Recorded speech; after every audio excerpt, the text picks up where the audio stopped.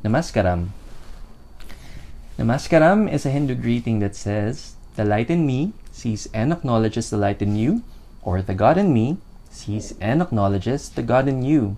My name is Marky Mendoza. Welcome to Reiki with Marky, and welcome to yet another meaningful episode here in our YouTube channel.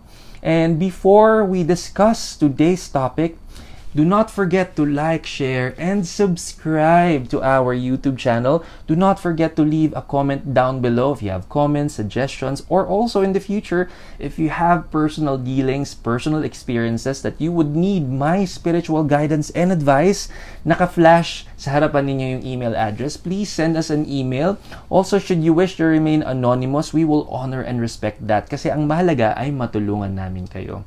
Now, that being said, also, this is gonna be a 3-part series. We are now on the 2nd episode. Kung hindi nyo pa napapanood yung first episode, I highly encourage, syempre balikan natin. Why? Because along with the 5 Reiki principles, along with the 3 universal spiritual laws, in the future and in the upcoming episodes, pagtatagpi-tagpiin natin ito so that we can fully understand what better approach we can give to ourselves so that we can all shift our lives positively and we are all gonna be better versions of ourselves. So without further ado, ano nga ang ating second universal spiritual law? And this is called the law of resonance. Now, this is something that we already know. This is something that is already familiar with us, pero we will dig deeper into understanding it in different dimensions this time. Now, that universal spiritual law has 2 statements to be as its definition. So, ano yung first statement niya? Ang first statement ng ating law of resonance is that energies of the same vibration reflect each other. The second statement, energies of the opposite or different vibration still reflect each other. So, anong ibig sabihin to? Now, this is something that the easier for me to share the definition is that the first statement says, light attracts light, darkness attracts darkness. The second statement naman, parang yung pinag-aralan natin sa science, opposite poles attract. Remember when we studied magnets? It's the same. Now, ano naman ang ibig sabihin nito? And bakit dalawa yung ibig sabihin niya? Bakit dalawang statement ang bumubuo sa isang universal spiritual law na ito? Now, let me explain further. Now, this is something that is also familiar with us in the Bible. We call it the Golden Rule. Okay? So, ano yung golden rule? Ito na, dahan-dahan, dahil maraming versions yan, ha? Bawal magkamali. So, ang sabi dun sa the golden rule, do not do unto others what you do, how do you do. Ay, mali. Joke lang. Do not do unto others what you don't want to be done unto you. Ayan. And also, other religion, us Hindus, we call it karma.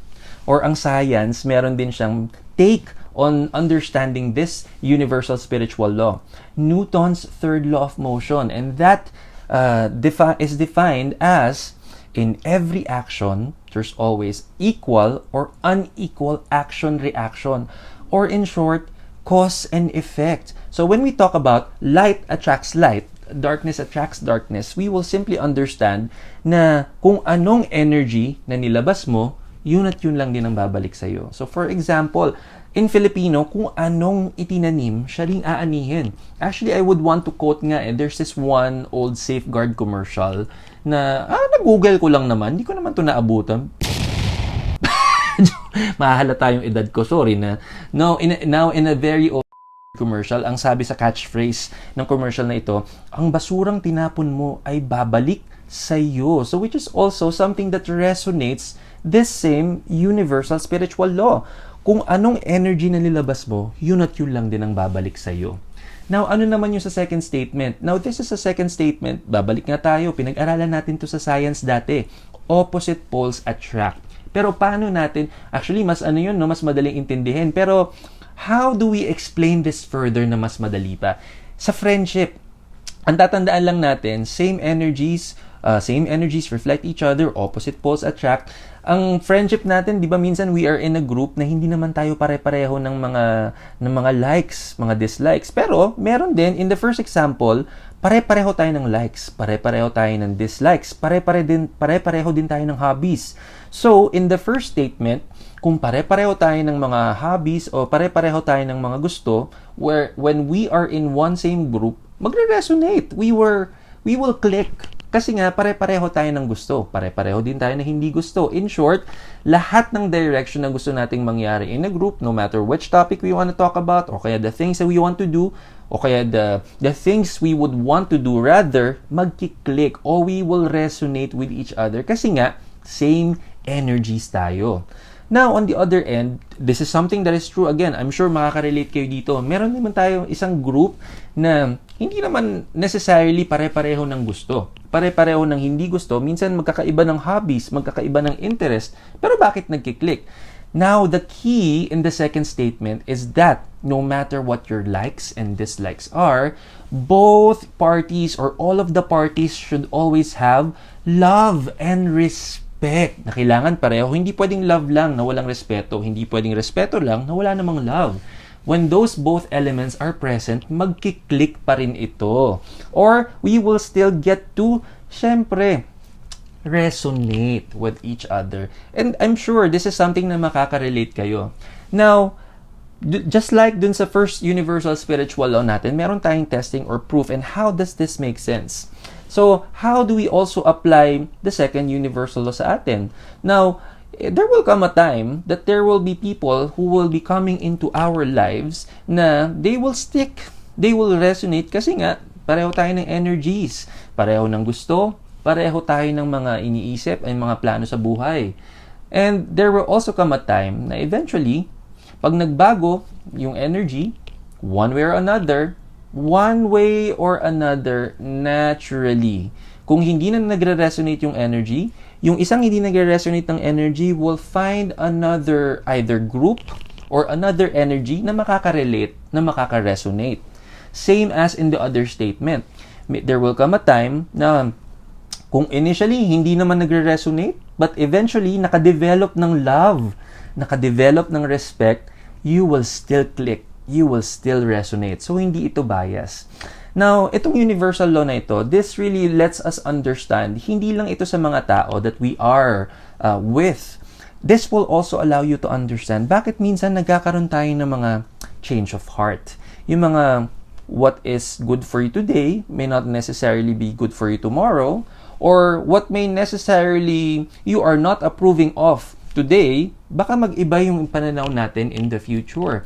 This is also something that will allow us to understand yung mga pagbabago sa buhay natin. Ang tatandaan lang natin is that whatever our truth is right now, meron pa yung opportunity para maiba.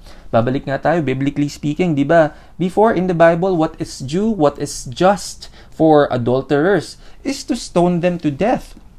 Ngayon, di na natin ginagawa yon. We don't see it as fair. We don't see it as just enough.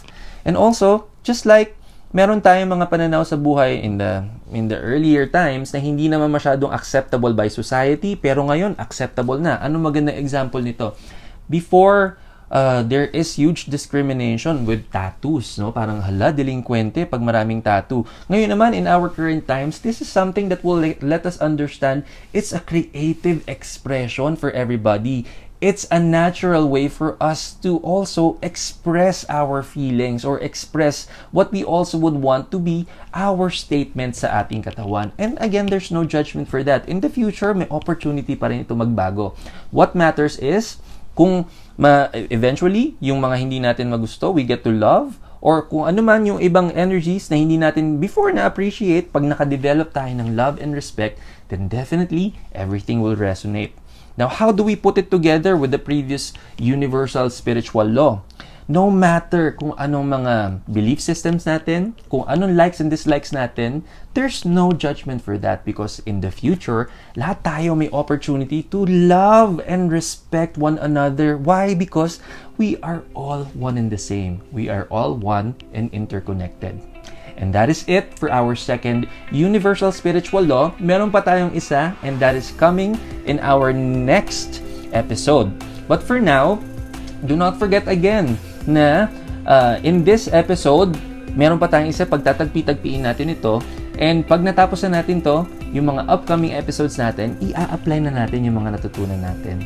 So that is it for our episode for today. Do not forget to like, share, and subscribe to our YouTube channel. And also, syempre, leave us some comments. We'd love to hear from you. And this has been Marky Mendoza. Thanks again for watching this episode. And this is me saying to always keep trusting the process. Namaskaram.